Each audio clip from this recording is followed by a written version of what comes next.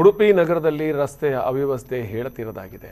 ಮಳೆ ನಿಂತು ಹಲವು ಸಮಯಗಳಾದರೂ ಇನ್ನೂ ರಸ್ತೆ ಬಗ್ಗೆ ಯಾರೂ ಗಮನ ಹರಿಸ್ತಾ ಇಲ್ಲ.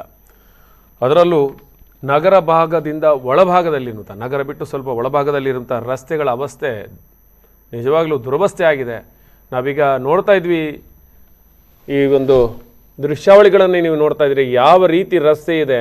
ಇದು ಬಹುಶಃ ಕಳೆದ 1 ವರ್ಷದಿಂದ ಇದೇ ರೀತಿಯಾಗಿದೆ.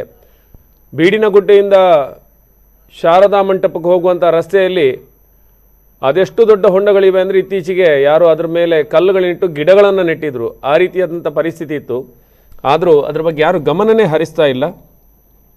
ಇದರ ಬಗ್ಗೆ ಜಿಲ್ಲಾಧಿಕಾರಿಗಳಿಗೆ ದೂರು ಕೊಡುವಂತಹ ಒಂದು ಅನೇಕ ಪ್ರಯತ್ನಗಳು ನಡೆದಿವೆ. ಕೇವಲ ಒಂದು ಶಾರದಾಂಬಾ ಮಂಟಪದಿಂದ ಬೀಡಿನಗುಡ್ಡೆ ಹೋಗುವ ರಸ್ತೆ ಮಾತ್ರ ಅಲ್ಲ, ಇನ್ನು ಪೂರ್ಣಪ್ರಜ್ಞಾ ಕಾಲೇಜಿನ ಬಳಿ ಇದೇ ರೀತಿಯಾಗಿ ಒಳ ರಸ್ತೆಗಳು ಸಂಪೂರ್ಣವಾಗಿ ಕೆಟ್ಟು ಹೋಗಿವೆ, ಸಂಚಾರಕ್ಕೆ ಅಯೋಗ್ಯವಾಗಿವೆ.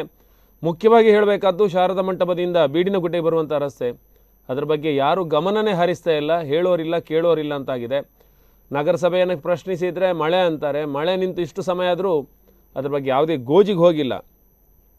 ರಸ್ತೆಯ ಮಧ್ಯಭಾಗದಲ್ಲಿ ಕಾಮಗಾರಿಗಾಗಿ ಆ ರಸ್ತೆಯನ್ನಾಗದಿತ್ತು, ಅದಕ್ಕೆ ಮರು ಡಾಮರೀಕರಣ ಮಾಡದೆ ಬಿಟ್ಟಿರುವ ಹಿನ್ನೆಲೆಯಲ್ಲಿ ರಸ್ತೆಯ ಮಧ್ಯಭಾಗ ಬಿರುಕು ಬಿಟ್ಟ ರೀತಿಯಲ್ಲಿ ರಸ್ತೆ ಕಾಣ್ತಿದ್ದು, ರಾತ್ರಿ ಹೊತ್ತು ಹಲವಾರು ಅವಘಡಗಳು ಸಂಭವಿಸಿವೆ. ಆದ್ದರಿಂದ ನಗರಾಡಳಿತ ತಕ್ಷಣ ಎಚ್ಚೆತ್ತು ರಸ್ತೆಗೆ ಡಾಮರೀಕರಣ ಮಾಡಬೇಕೆಂದು ಸ್ಥಳೀಯರು ಆಗ್ರಹಿಸ್ತಾ ಇದ್ದಾರೆ. ಆದರೆ ಸ್ಥಳೀಯರ ಆಗ್ರಹ ಕೇವಲ ಅರಣ್ಯ ರೋಧನ ಆಗ್ತಾ ಇದೆ, ಕೇವಲ ನಾವು ಹೇಳೋದೇ ಆಗ್ತಾ ಇದೆ. ಏನು ಹೇಳಿದರೂ ಅದಕ್ಕೆ ಸಮರ್ಪಕವಾದಂಥ ವ್ಯವಸ್ಥೆಯನ್ನು ಮಾಡುವವರು, ಕಾಮಗಾರಿಯನ್ನು ಮಾಡುವವರು ಯಾರಿಲ್ಲ.